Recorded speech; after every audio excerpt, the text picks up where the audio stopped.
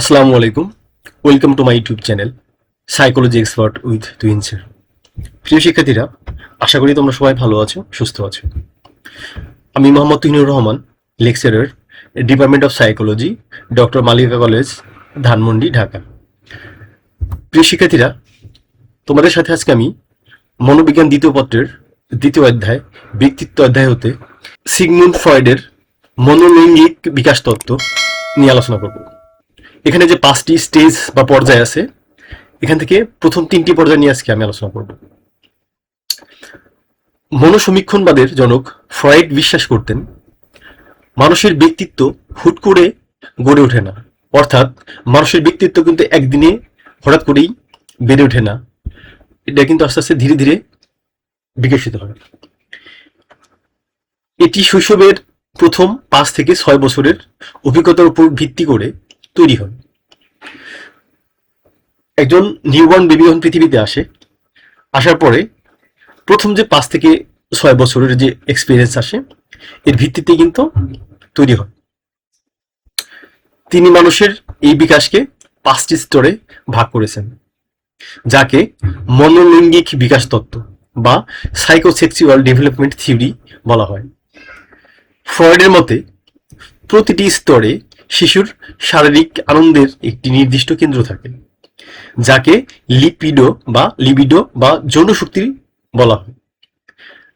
আজ আমরা প্রথম 3টি গুরুত্বপূর্ণ পর্যায় নিয়ে বিস্তারিত জানব।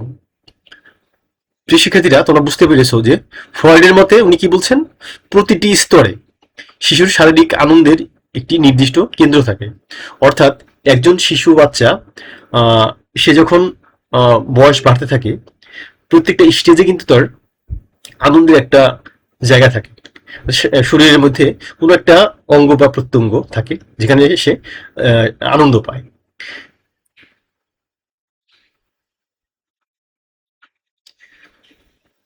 আবার উনি কি বলছেন, প্রতিটি স্তরে শিশুর শারীরিক আনন্দের একটি নির্দিষ্ট কেন্দ্র থাকে, ওই কেন্দ্রকে উনি কিন্তু বলছে লিপিডো বা যৌন শক্তি বলা হয়।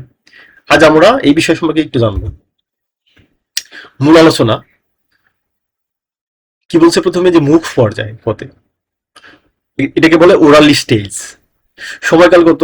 সময়কাল হচ্ছে জন্ম থেকে 1 বছর বা 18 মাস পর্যন্ত। অর্থাৎ নিউবর্ন বেবি যখন পৃথিবীতে আসার পরে জন্ম থেকে 1 বছর বা 1.5 বছরের মতো থাকে, এই পর্যায়ে কিন্তু এই ওরাল স্টেজ বলা হয়। প্রধান উৎস কোথায়? প্রধান উৎস হচ্ছে মুখ, ঠোঁট ও জিহ্বা। একটু বিস্তারিত ব্যাখ্যা জেনে নিই আমরা। এ পর্যায়ে শিশুর সমস্ত আনন্দ ও উদ্দীপনা কেন্দ্রীভূত থাকে মুখের চারপাশে। অর্থাৎ এই যে জন্ম থেকে 1 বছর বা 18 মাস বা 1.5 বছর, এই সময় কিন্তু শিশুর সমস্ত আনন্দ ও উদ্দীপনা কিন্তু যে কেন্দ্রবিন্দু থাকে সেটা হচ্ছে মুখের চারপাশ। শিশু মায়ের বুকে দুধ পান করা, আঙ্গুল চোষা বা যে কোনো বস্তু মুখে দেওয়ার মাধ্যমে তৃপ্তি ও নিরাপত্তা খোঁজে। এই সময় শিশুরা, আমরা যদি ফলো করি, আমরা শিশুদের দেখি, এই বয়সের শিশুদেরকে এটা কিন্তু মায়ের বুকের যে দুধ পান করা, যাকে বলে ফিডিং, যে এরা খায়। এরপর হচ্ছে আমরা আবার ফলো করি যে বাচ্চারা কিন্তু গালের মধ্যে আঙুল দিয়ে রাখে, আঙুল চুষে এক ধরনের ওরা তৃপ্তি পায়। যে কোনো বস্তু মুখে দেওয়ার মাধ্যমে কিন্তু তৃপ্তি পায়। অর্থাৎ ওরা হাতের নাগালে কোনো কিছু যদি পায়, সেটাকে ধরে ওরা কিন্তু গালে দিবে। ঠিক আছে? এর মাধ্যমে কিন্তু ওরা তৃপ্তি এবং নিরাপত্তা দুইটাই পায়। ব্যক্তিত্বের উপর কি প্রভাব পড়ে এটা আমরা জানবো। ফ্রয়েডের মতে এই স্তরে শিশু যদি অতিরিক্ত তৃপ্তি পায় অথবা তার চাহিদা অপূর্ণ থেকে যায়, মানে ফিক্সেশন হয়ে যায়, তবে প্রাপ্তবয়স্ক জীবনে তার ব্যক্তিত্বে সমস্যা দেখা দেয়। 2টা পয়েন্ট বলা হয়েছে এখানে। শিশু যদি অতিরিক্ত তৃপ্তি পায়, মানে খুব বেশি তৃপ্তি পায়, অথবা তার চাহিদা যে ফুলফিল আপ না হয় বা একটা জায়গায় যে ফিক্সেশন হয়ে যায়। যেমন বড় হয়ে তারা অতিরিক্ত কথা বলা, ধূমপান করা, নখ কামড়ানো বা পরনির্ভরশীল চরিত্রের অধিকারী হতে পারে। আমরা যদি রিয়েল লাইফে অবজারভেশন করি, তাহলে আমরা অনেককেই দেখি যে অতিরিক্ত কথা বলে, আমরা বলি টকেটিভ, আবার অনেকে দেখি ধূমপান করে, একটা নির্দিষ্ট বয়স না হতেই কিন্তু সে দেখা যাচ্ছে ধূমপান করে, অথবা সার্টেন বয়স হওয়ার পরেও কিন্তু দেখা যাচ্ছে সে ধূমপান করে, অতিরিক্ত ধূমপান করে, চেইন স্মোকার আমরা বলি। হ্যাঁ, আবার অনেককে দেখি যে কথা বলছে গালে হাত দিয়ে নখ কামড়াচ্ছে। এবং আবার অনেককে দেখি যে ডিপেন্ডেন্ট, মানে সেলফ ডিপেন্ডেন্ট না হয়ে কিন্তু অন্যের উপর ডিপেন্ডেন্ট হয়। হ্যাঁ, এই ধরনের ব্যক্তিও আছে। তারা বললেও বিষয়টাকে হয়তো মাথায় নিলেও ওইভাবে নেয় না, বা ওদের ক্যারেক্টারের মধ্যে বা ব্যক্তিত্বের মধ্যে এটা পড়ে যায়, বা তাদের ব্যক্তিত্ব এইভাবে বেড়ে ওঠে। নাম্বার ক্ষতে আছে কি পায়ু পর্যায়, এটা অ্যানাল স্টেজ বলে। সময়কাল কত? 1.5 বছর থেকে 3 বছর পর্যন্ত। প্রধান উৎস কি? মলদ্বার ও মূত্রাশয় নিয়ন্ত্রণ। এই বয়সে বাচ্চারা কিন্তু দেখা যাচ্ছে যে টয়লেটিং বা এই পেশাব কিন্তু আটকিয়ে রাখে এরা। এটা সহজে কিন্তু এরা টয়লেট করতে চায় না, এবং টয়লেট ঠিক মতো করতে চায় না, বা কিভাবে টয়লেট করতে হয় এই বিষয়টাও এরা জানে না। আবার মানে পেশাব আসলে কিন্তু এরা মানে ই করে রাখে, চেপে রাখে। হুম। বিস্তারিত ব্যাখ্যা। এই সময়ে শিশু মলমূত্র ত্যাগ ও তা নিয়ন্ত্রণের মাধ্যমে এক ধরনের শারীরিক আনন্দ পায়। এই সময় বাচ্চারা কিন্তু এই যে টয়লেট করা, মলমূত্র ত্যাগ করা বা নিয়ন্ত্রণ করা, এর মাধ্যমে কিন্তু দেখা যাচ্ছে যে এক ধরনের শারীরিক আনন্দ পায়। অনেক বাচ্চা দেখি যে ভালোভাবে টয়লেট করে, এক ধরনের মজা পায়। আবার অনেক বাচ্চা টয়লেটকে আটকিয়ে রেখে কিন্তু ওরা এক ধরনের মজা পায়। ঠিক আছে, যদি ক্ষতিকর তারপরেও এই কাজগুলো করে। এই স্তরের সবচেয়ে গুরুত্বপূর্ণ বিষয় হলো টয়লেট ট্রেনিং বা মলমূত্র ত্যাগের শিক্ষা। এটা হচ্ছে বাবা মাকে বা গার্ডিয়ানকে দিতে হয়। ব্যক্তিত্বের উপর প্রভাব।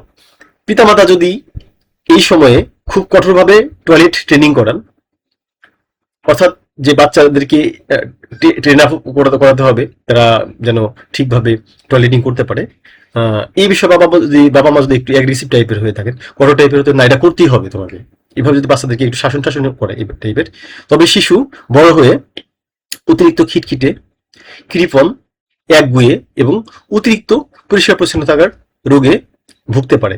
এই রোগটাকে কি বলে? ওসিডি। হুম। আরেকবার আমরা বলি যে ওসিডি আমরা শুনেছি, কৃষিক্ষেত্রে তোমরা অবশ্যই জানো যে ওসিডি কি। হ্যাঁ, আরেকবার বলি।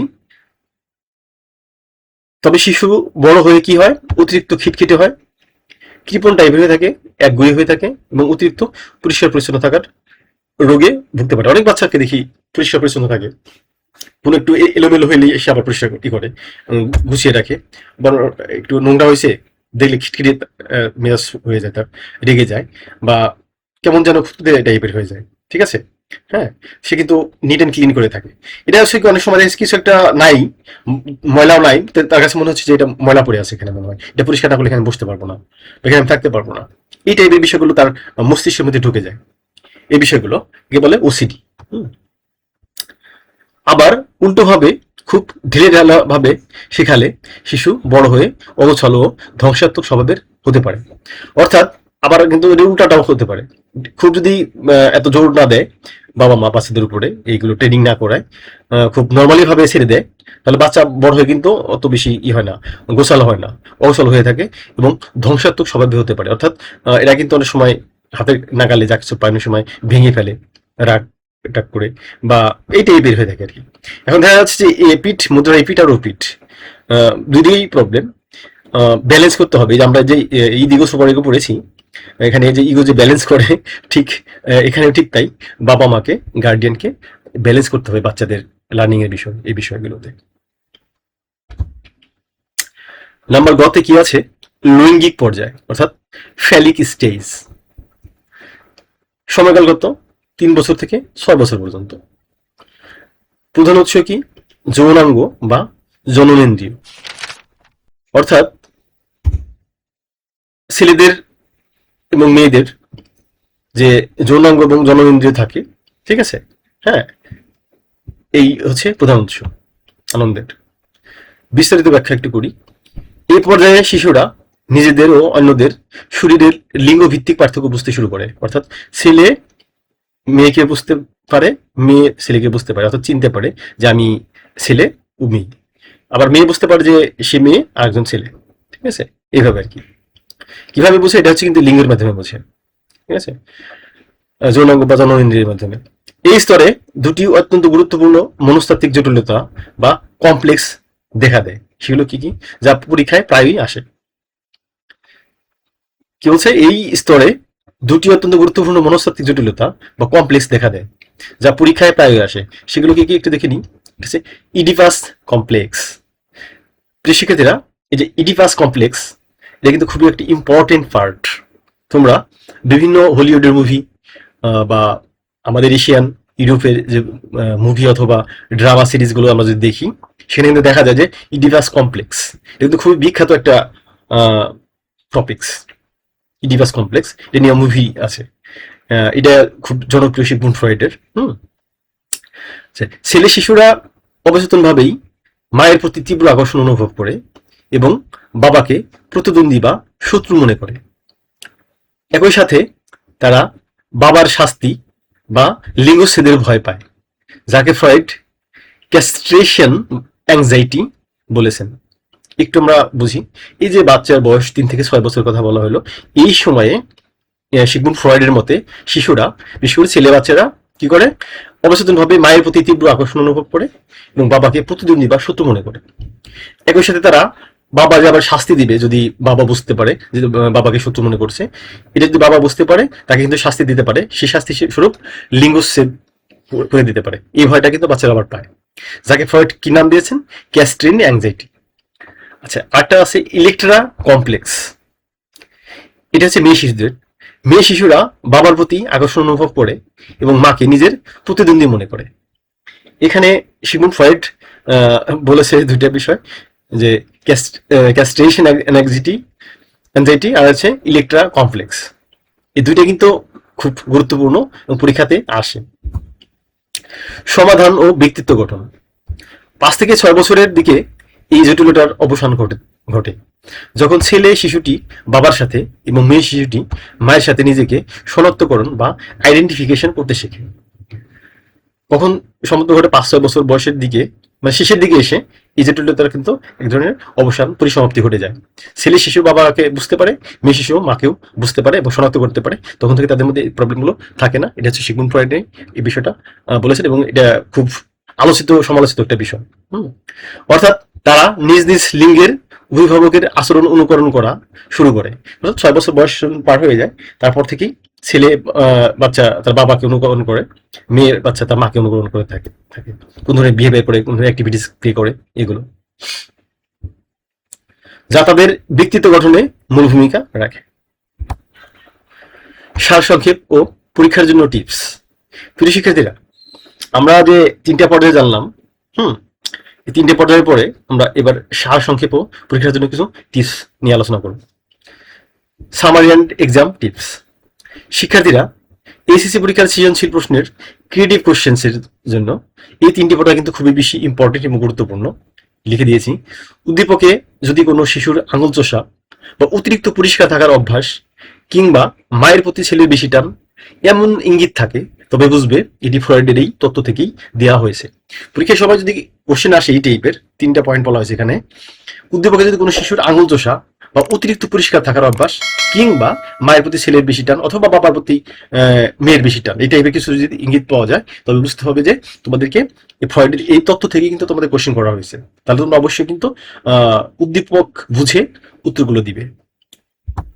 প্রিয় শিক্ষার্থীরা, আজ আর নয়, নেক্সট ক্লাসে বাদ বাকি বিষয় নিয়ে আলোচনা করব। নেক্সট ক্লাসে একটা সৃজনশীল কোশ্চেন এবং পাশাপাশি এমসিকিউ এই টপিক থেকে কি হতে পারে বা কি দিতে পারে এই বিষয় নিয়ে একটা ক্লাস নেব। তোমরা কি চাও যে এই টপিক থেকে কোনো সৃজনশীল অথবা এমসিকিউ কি টাইপের থাকতে পারে বা কিভাবে উত্তর লিখতে হবে? যদি তোমরা বলো যে ক্লাস নেওয়ার জন্য, আমি অবশ্যই একটা ক্লাস নিব। অবশ্যই তোমরা কমেন্ট বক্সে লিখে দিও যে আমি এই বিষয়ে আসলে কি কোনো একটা লেকচার তৈরি করবো কিনা। প্রিয় শিক্ষার্থীরা, ভালো থেকো, সুস্থ থেকো। আজকের মতো এখানে শেষ করছি। আল্লাহ হাফেজ, আসসালামু আলাইকুম।